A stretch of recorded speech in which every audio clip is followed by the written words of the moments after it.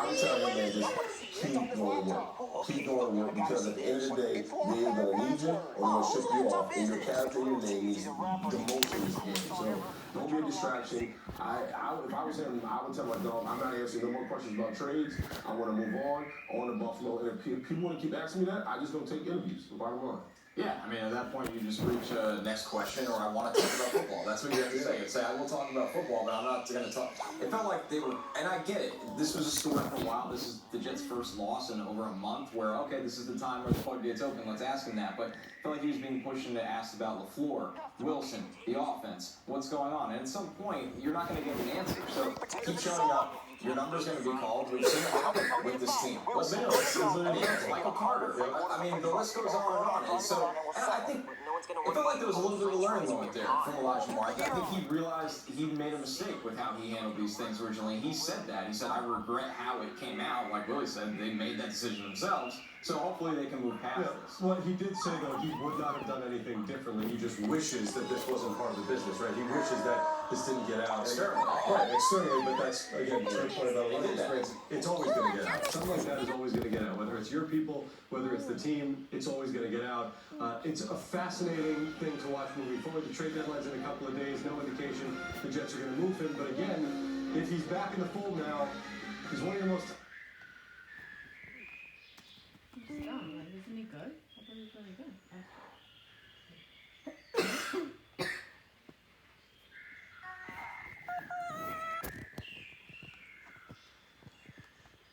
I really meant to throw that ball away. Dude closed on me faster, kind of had me leave the ball inside. Can't mess with that, gotta sell it. And then the last one was just really, I really just want to make plays to come off the field, and I can't do that, put my defense in a bad situation there. But no, all day, I didn't feel like I let that stuff bother me. Where did the indecisiveness come from on those plays? Were you concerned? You said you were trying to do it. Well, the one I was trying to throw away and just missed inside. The two non-cover was closing in on me. Sorry, please, let's just eat. The food's cold, and what even is this? This is chicken fried rice, this is chow mein noodles, and we have fortune cookies. What's Well, come to the bedroom and find out. The quotes that keep standing out to me are him saying, I really just want to make a play. It continues to be frustrating to get out of the pocket and keep throwing the ball out of bounds. And, it kind of goes back to these conversations that we've had intermittently throughout the last couple of years where there's something in him that needs to be at least harnessed, where he wants to make things happen so badly that he doesn't seem to have that ability yet to just live to fight another day, fight another play. Now you think about how many possessions in the game, Willie? Maybe 7 drives, 8 drives, right? So you have to make sure and understand that each one of those are valuable. And it may only be 1 or 2 that really you're able to get a touchdown. The rest of them might be when you move the ball and you get field goals, right? But if you trust your team, this is a lack of trust in the team. Right, this is like not understanding that your defense is elite. Your defense got 6 sacks today, a turnover, had a pick 6 that was called back that really should have been a pick 6. But you're not believing in the team. You can't make it about you, right? It'll be opportunities. Really, in a football game, it's maybe 1 drive that you need your quarterback to be great in. 2 max, right? Everything else is dependent on your teammates. And he's not dependent on his teammates. And saying, listen, we have an elite defense. If we punt the ball and it's a net of 40, we just flip the field if our defense get 3 and out, and then Braxton Berrios, who's a Pro Bowl special teamer, flips the field for us again. And now because we punted, I've netted 30 yards, closer to where it goes. You have to think the game that way. He's thinking the game, 1 play, 1 drive, like it's the final drive. It's a game. It's a marathon. It's not a sprint.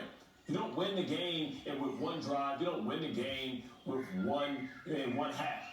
It's all of them that matters. And if you continue, or if you find a way to get one of those drives and they're successful early, then you put the pressure on the other team. Make the other team play with the pressure, right? We talk about at-bats for baseball, right? High pressure, high tension pitches and pressure pitches.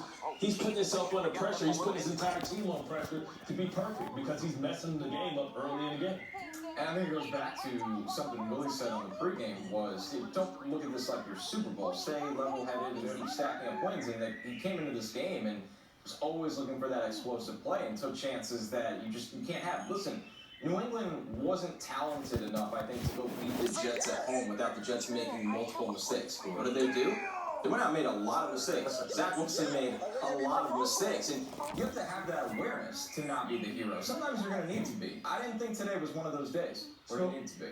Well, I have this question for you, because I think sometimes, especially as people that never played at that level before, you say, stop making the same mistake, right? Just stop making the same mistake. It seems easy enough. Throw the ball away. Stop backing up on every throw. What is the difficulty there, specifically for Zach Wilson? Because clearly it's not as simple as, hey, just don't do that anymore. Well, it's multiple things. I think he's caught up in between trying to be the true quarterback they want him to be, and also being told, like, hey, man, don't let them rob you from what you do best, which is throwing off backfield throws.